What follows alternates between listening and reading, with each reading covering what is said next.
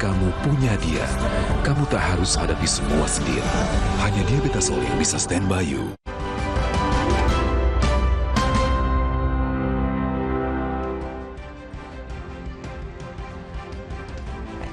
Kembali di Sapa Indonesia Malam. Saudara, pemerintah resmi memberi diskon tiket pesawat domestik kelas ekonomi selama periode mudik Lebaran 2025. Diskon tarif pesawat sebesar 13 hingga 14% ini berlaku untuk penerbangan 24 Maret hingga 7 April 2025. Pemberian diskon tarif tiket pesawat ini merupakan hasil penekanan biaya ke bandar udaraan aftur hingga biaya tambahan fluktuasi bahan bakar.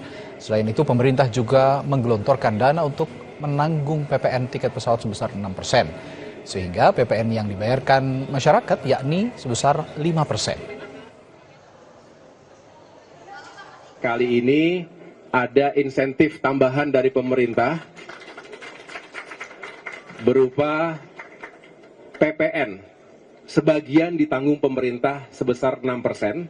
Ini yang akhirnya secara agregat mudah-mudahan pemerintah bisa menurunkan harga tiket pesawat ekonomi domestik secara keseluruhan selama kurang lebih 2 minggu itu di angka 13 hingga 14% harga penurunan tiketnya.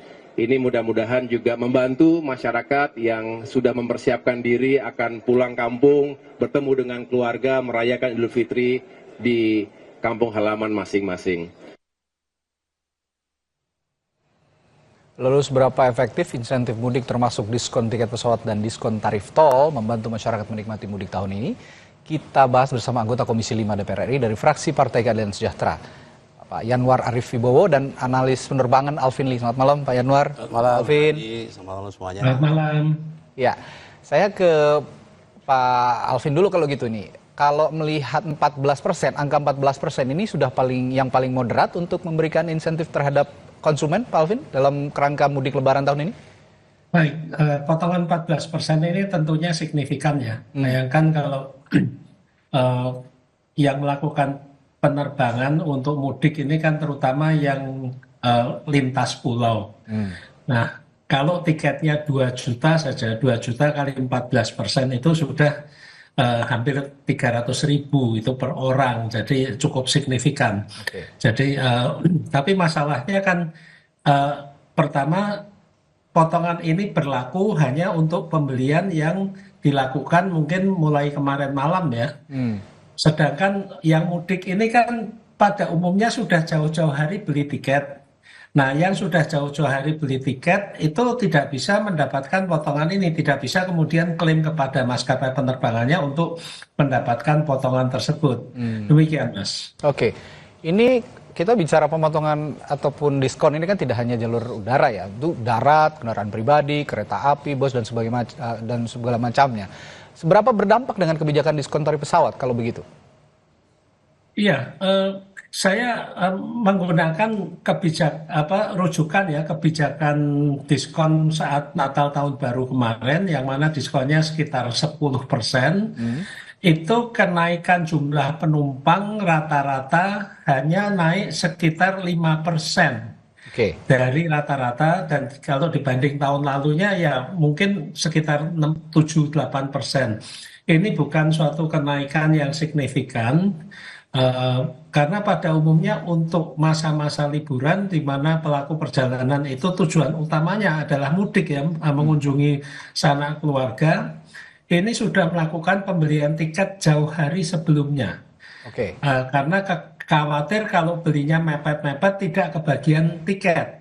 Nah, ketika mereka beli beberapa pekan sebelumnya ini tidak mendapatkan insentif, dan kalau sekarang ini insentif diberikan, mungkin yang mepet-mepet ini masih mendapatkan kesempatan, tapi justru yang saya khawatirkan yang dapat tiket lebih murah ini justru bukan yang mudik, tapi yang tujuannya untuk jalan-jalan karena belum jauh-jauh hari beli tiketnya. Demikian, Mas. Ya.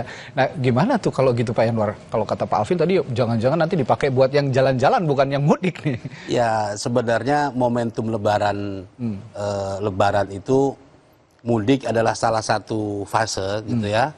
Dan biasanya kultur kita ketika berkumpul dengan keluarga cari tempat hiburan, cari tempat wisata gitu. Dan terus terang saya sangat apresiasi yang dilakukan oleh pemerintah sekarang dengan menekan ya biaya-biaya tiket itu, termasuk kalau yang sudah diumumkan kemarin 6% PPN itu diambil oleh pemerintah, dan saya tadi cross check itu PSC airport tax seperti permintaan Pak Menhub itu dipotong juga 50%. Artinya memang betul ini akan terjadi harga tiket yang signifikan untuk penurunannya.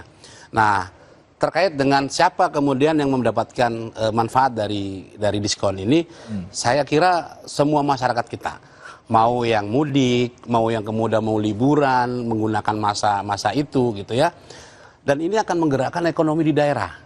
Ini penting sekali, Mas Radi. Jadi apa yang dilakukan oleh pemerintah ini adalah bagian dari upaya ya di momen yang kalau perhubungan kemarin melakukan survei, ini hampir 100 juta lebih besok ini.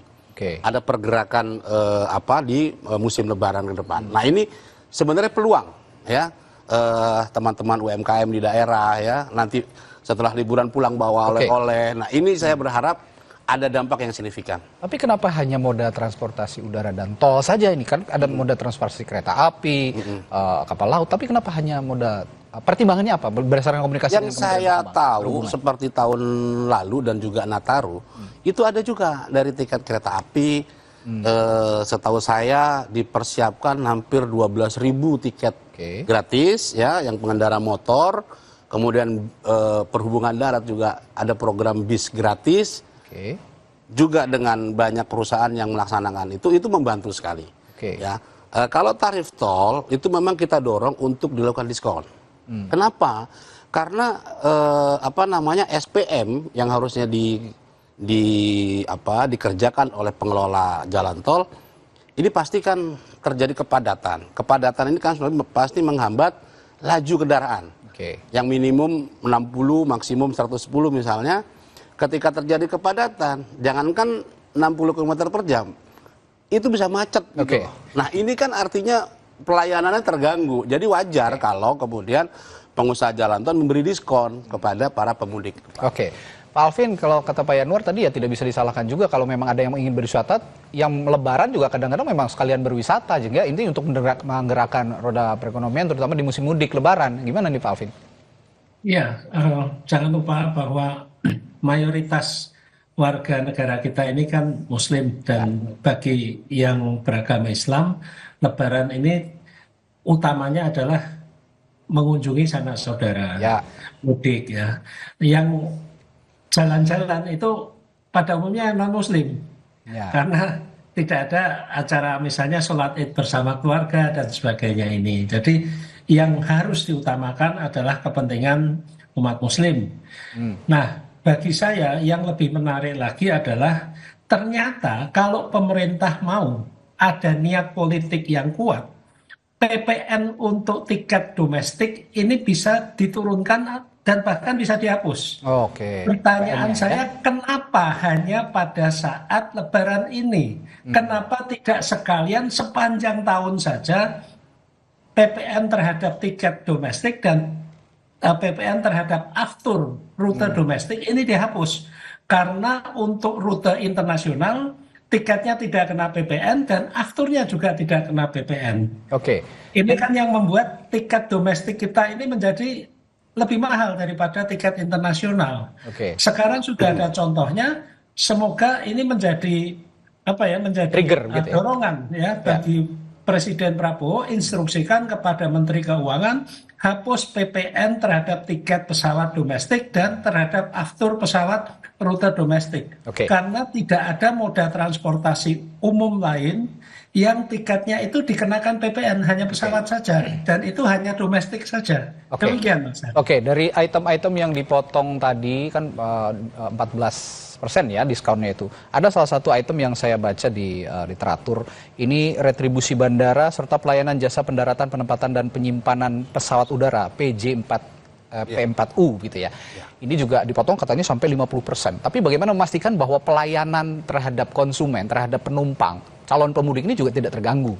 Ya, kalau kami di Komisi 5 selalu di dalam rapat-rapat persiapan Nataru atau Lebaran, yang paling diutamakan adalah keselamatan. Itu tidak boleh ditawar. Nah, terkait dengan tingginya biaya, memang tadi yang disebut betul. Kita ini di bandara itu masih dikenakan PSC, apa airport tax lah sebutnya mudahnya ya. Sementara di stasiun atau di terminal ya, atau di penyeberangan, di pelabuhan penyeberangan itu tidak dikenakan. Nah, ini salah satu yang menjadi indikator kenapa tiket kita ini lebih mahal. Nah, ini satu langkah maju menurut saya. Dengan diskon 50%, berharap ke depan ini diperbaiki lagi. Syukur-syukur itu bisa hilang, sehingga harga tiket itu bisa ditekan. Dan sekali lagi Mas Radi, ini kan komitmen Pak Presiden, ya, yang sedari awal ingin di momen-momen yang menjadi hajatan nasional itu, masyarakat mendapatkan layanan yang baik, harga yang murah, gitu ya. Dan berkali-kali Pak Presiden memberikan arahan bahwa tiket pesawat harus turun. Dan ini yang sedang diformulasikan, ya, mulai dari PPN 6% ya. Kalau tadi Mas Alvin, kenapa cuma lebaran? Syukur-syukur bisa semuanya. Ya alhamdulillah kalau nanti itu bisa didengar dan ini efektif gitu ya. Memacu pertumbuhan gitu ya. Nah, kemudian PSC gitu ya, airport tax. Ini juga bisa dihilangkan.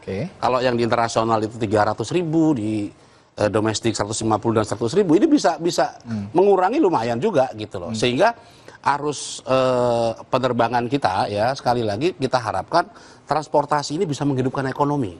Dengan orang